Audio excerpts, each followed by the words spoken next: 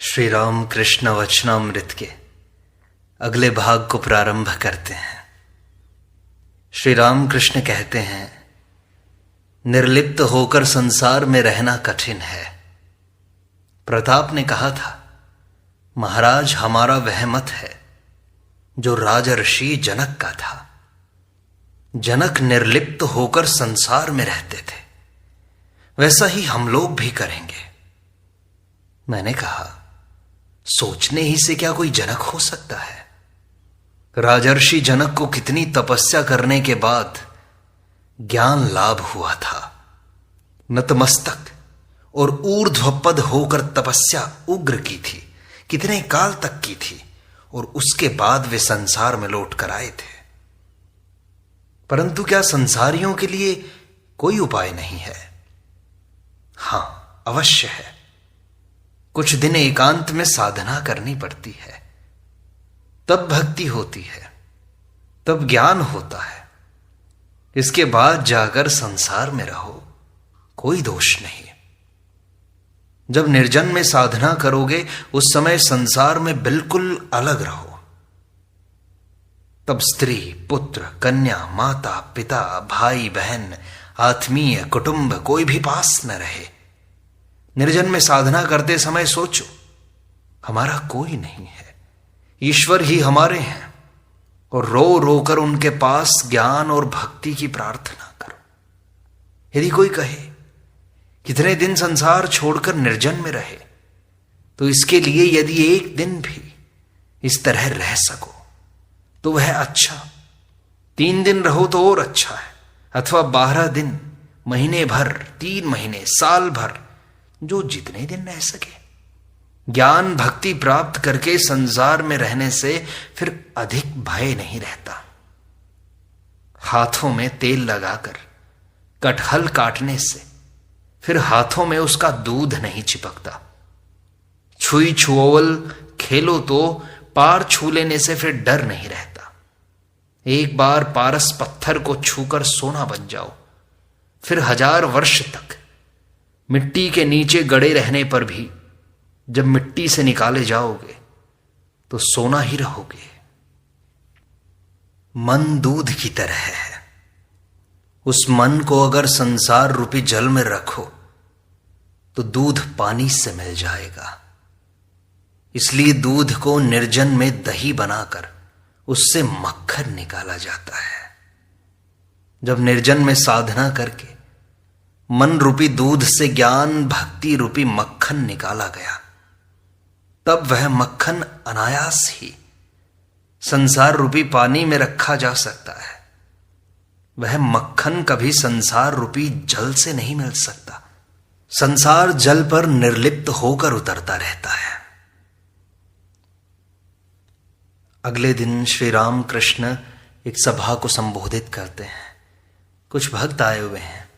वे उनसे कहते हैं, श्रीमद् भागवत में है, अवधूत ने 24 गुरुओं में चील को भी एक गुरु बनाया था। एक जगह धीवर मछली मार रहे थे।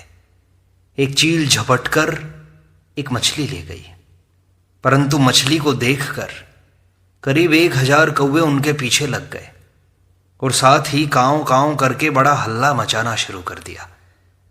मछली को लेकर चील जिस तरफ जाती, कौवे भी उसके पीछे पीछे उसी तरफ जाते। चील दक्षिण की ओर गई, तब कौवे भी उसी ओर गए। जब वह उत्तर की तरफ गई, तब वे भी उसी ओर गए। इसी तरह पूर्व और पश्चिम की ओर भी चील चक्कर काटने लगी। अंत में घबराहट के मारे उसके चक्कर लगाते हुए मछली उससे छूटकर जमीन पर गिर पड़ी। तब वे कौवे चील को छोड़ मछली की ओर उड़े। चील तब निश्चिंत होकर एक पेड़ की डाल पर जा बैठी। बैठी हुई सोचने लगी, कुल बखेड़े की जड़ यही मछली थी। अब वह मेरे पास नहीं है, इसलिए मैं निश्चिंत हूं। अवधूत ने चील से यह शिक्षा प्राप्त की कि जब तक मछली साथ रहेगी, अर्थात वासना रहेगी, तब तक कर्म भी रहेगा और कर्म के कारण चिंता और अशांति भी रहेगी। वासना का त्याग होने से ही कर्मों का क्षय हो जाता है और शांति मिलती है। परंतु निष्काम कर्म अच्छा है, उससे अशांति नहीं होती। पर निष्काम कर्म करना बड़ा कठिन है। मनुष्य सोचता है कि मैं निष्काम कर्म कर लूंगा, कर रहा हूं, परंतु कहां से कामना निकल पड़ती है यह समझ में नहीं आता। यदि पहले की साधना अधिक हो तो उसके बल से कोई कोई निष्काम कर्म कर सकते हैं। ईश्वर दर्शन के बाद निष्काम कर्म अनायास ही किए जा सकते हैं। ईश्वर दर्शन के बाद प्रायः कर्म छूट जाते हैं। दो एक मनुष्य नारद आदि जैसे लोक शिक्षा के लिए कर्म करते हैं। अवधूत की एक आचार्य और थी, मधुमक्खी। मधुमक्खी बड़े परिश्रम से कितने ही दिनों में मधु संचय करती है, परंतु उस मधु का भोग वह स्वयं नहीं कर पाती। छत्ता कोई दूसरा ही आकर तोड़ ले जाता है। मधुमक्खी से अवधूत को यह शिक्षा मिली कि संचय नहीं करना चाहिए। साधु संतों को 16 आने ईश्वर पर अवलंबित रहना चाहिए, उन्हें संचय नहीं करना चाहिए। यह बात संसारियों के लिए नहीं है। संसारी को संसार का भरण पोषण करना पड़ता है, इसलिए उन्हें संचय की आवश्यकता होती है। पक्षी और संत संचयी नहीं होते, परंतु चिड़िया बच्चे देने पर संचय करती है। चोंच में दबाकर बच्चे के लिए खाना ले आती है। श्री रामकृष्ण विजय से कहते हैं, साधु के साथ अगर बोरिया बंधना रहे, कपड़े की 15 गठरियां रहें, तो उस पर विश्वास न करना। मैंने बटतल्ले में एक साधु देखे थे, 2-3 बैठे हुए थे। कोई दाल के कंकड़ चुन रहा था, कोई कपड़ा सी रहा था, और कोई बड़े आदमी के घर के भंडारे की गप लड़ा रहा था।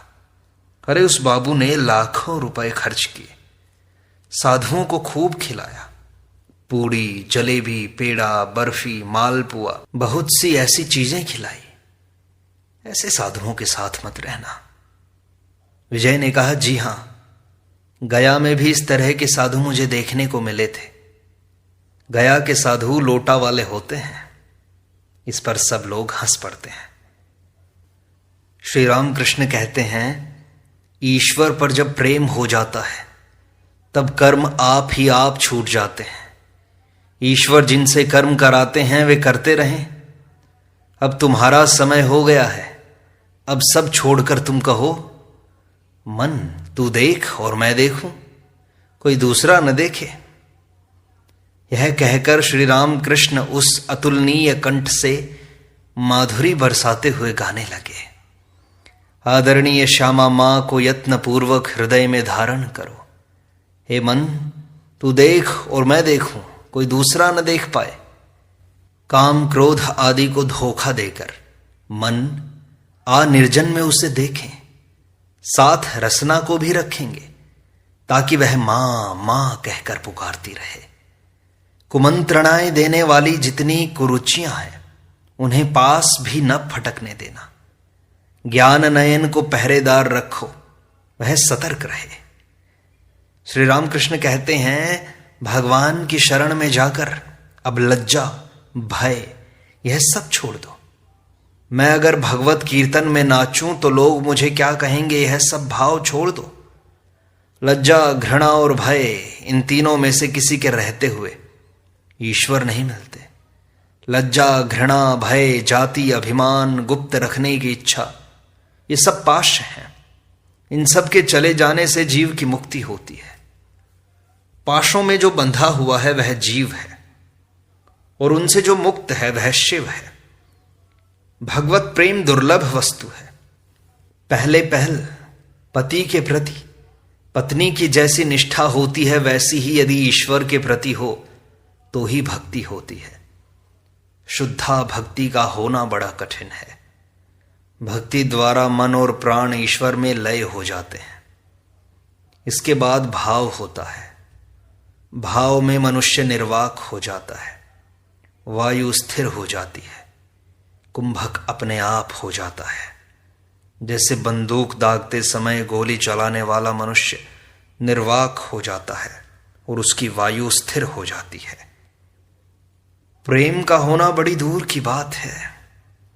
प्रेम चैतन्य देव को हुआ था। ईश्वर पर जब प्रेम होता है तब बाहर की चीजें भूल जाती हैं, संसार भूल जाता है, अपना शरीर जो इतना प्यारा है वह भी भूल जाता है। यह कहकर श्री राम कृष्ण देव फिर गाने लगे। उसका भावार्थ यह है, नहीं मालूम कब वह दिन होगा जब हरि नाम कहते हुए मेरी आंखों से धारा बह चलेगी, संसार वासना दूर हो जाएगी, शरीर पुलकित हो जाएगा। भाव के होने पर वायु स्थिर हो जाती है। अर्जुन ने जब लक्ष्य भेद किया तब उनकी दृष्टि मछली की आंख पर ही थी, किसी दूसरी ओर नहीं। यहां तक कि आंख के सिवाय कोई दूसरा अंग उन्हें दिखाई ही नहीं पड़ा। ऐसी अवस्था में वायु स्थिर होती है, कुंभक होता है। ईश्वर दर्शन का एक लक्षण यह है कि भीतर से महावायु घर घराती हुई सिर की ओर जाती है, तब समाधि होती है, भगवान के दर्शन होते हैं। जो पंडित मात्र है किंतु ईश्वर पर जिनकी भक्ति नहीं है, उनकी बातें उलझनदार होती हैं।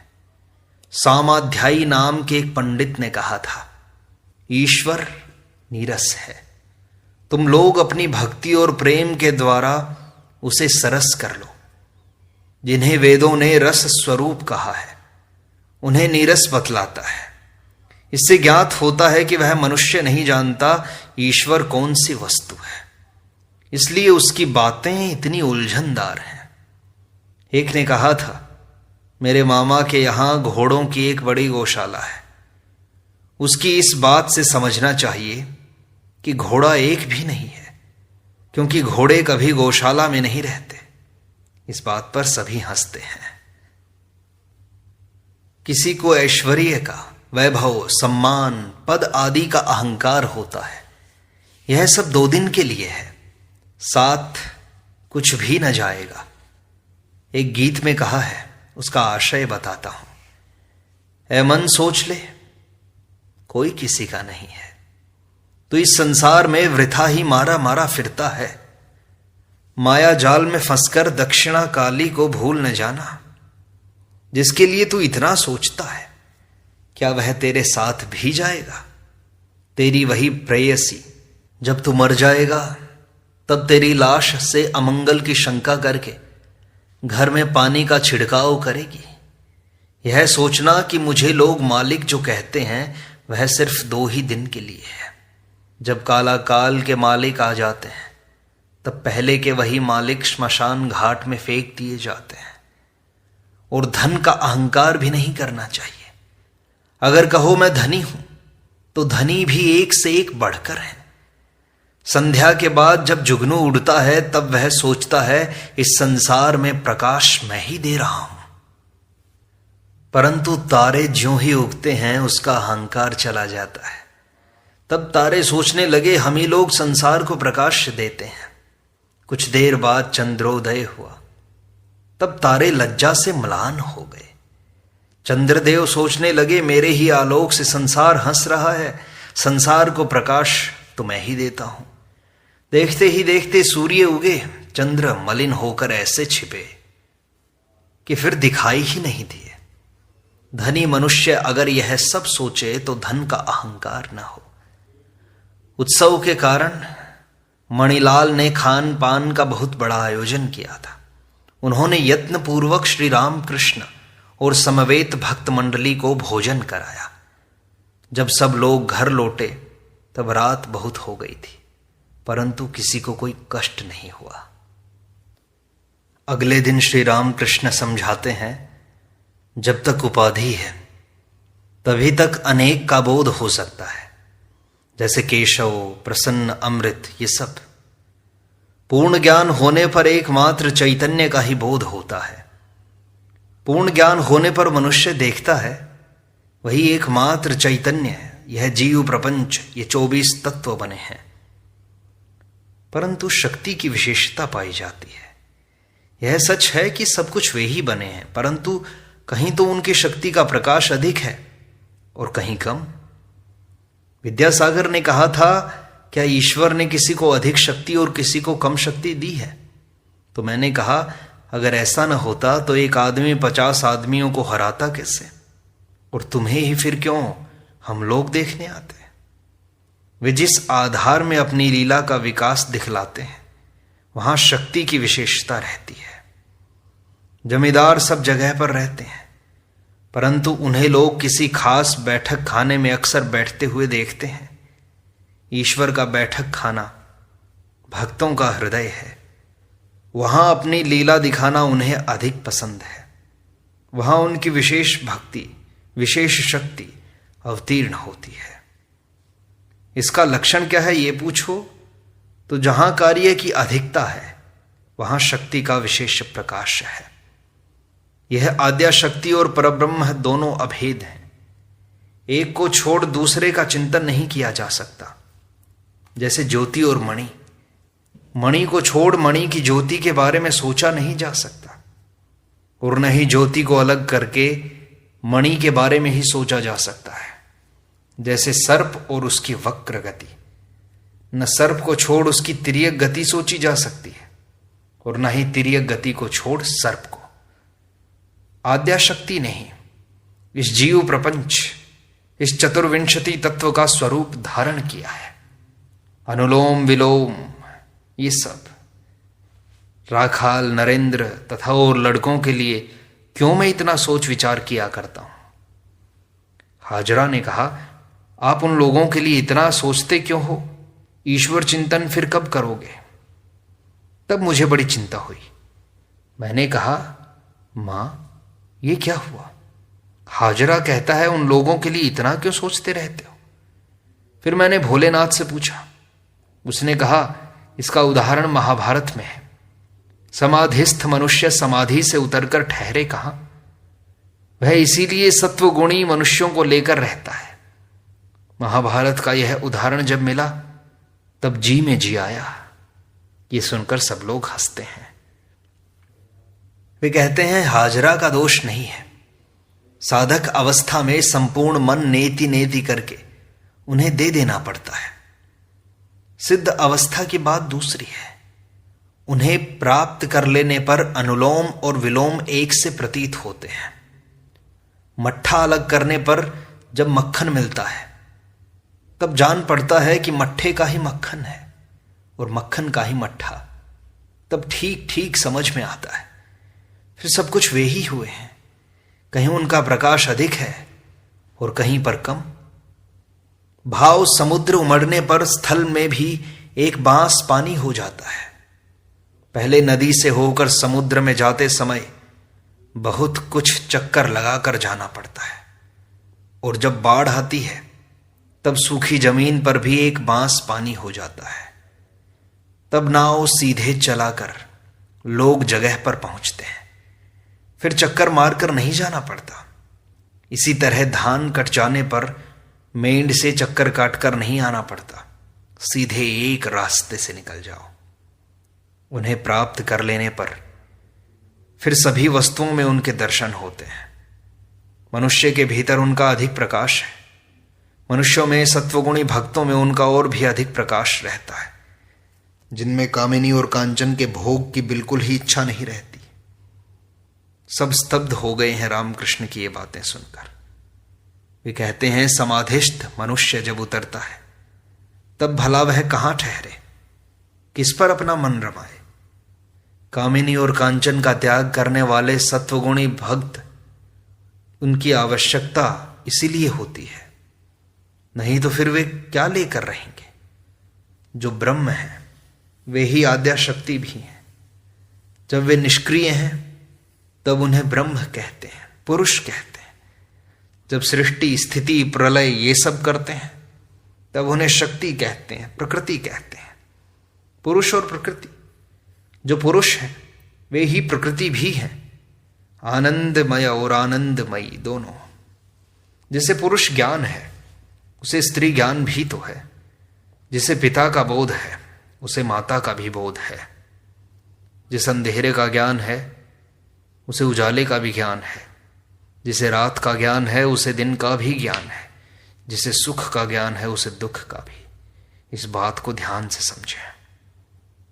मां कौन सी मां? जगत की मां, जिन्होंने जगत की सृष्टि की, जो उसका पालन कर रही है, जो अपनी संतानों की सदा रक्षा करती है और धर्म, अर्थ, काम, मोक्ष जो जो कुछ चाहता है उसे वही देती है। जो उनकी यथार्थ संतान है वह उन्हें छोड़कर नहीं रह सकती। उसकी माता ही सब कुछ जानती है। वह तो बस खाता है, खेलता है और घूमता है। इसके सिवाय वह कुछ नहीं जानता। क्या ईश्वर ऐश्वर्य के भी वश हैं? वे तो भक्ति के वश में हैं। जानते हो वे क्या चाहते हैं? वे रुपया नहीं चाहते, भाव, प्रेम, भक्ति, विवेक, वैराग्य सब चाहते हैं। जिसका जैसा भाव होता है वह ईश्वर को वैसा ही दिखाई देता है। जो तमोगुणी भक्त है वह देखता है कि मां बकरा खाती है, वह बकरे की बलि भी देता है। रजोगुणी भक्त नाना प्रकार के व्यंजन, अन्न, पकवान चढ़ाता है। सत्वगुणी भक्त की पूजा में आडंबर नहीं होता। उसकी पूजा लोग समझ भी नहीं पाते। फूल नहीं मिलते तो वह बिल्व पत्र और गंगा जल से ही पूजा कर लेता है। थोड़े से चावलों या 2 बताशों का भी भोग लगा देता है। कभी कभी खीर पकाकर ही ठाकुर जी को निवेदित कर देता है। एक और है त्रिगुणातीत भक्त। उसका स्वभाव बालकों जैसा होता है। ईश्वर का नाम लेना ही उसकी पूजा है। वह बस उनका नाम ही जपता रहता है। इस प्रकार श्री रामकृष्ण वचनामृत का यह भाग संपूर्णता को प्राप्त होता है। शेष अगले अंक में।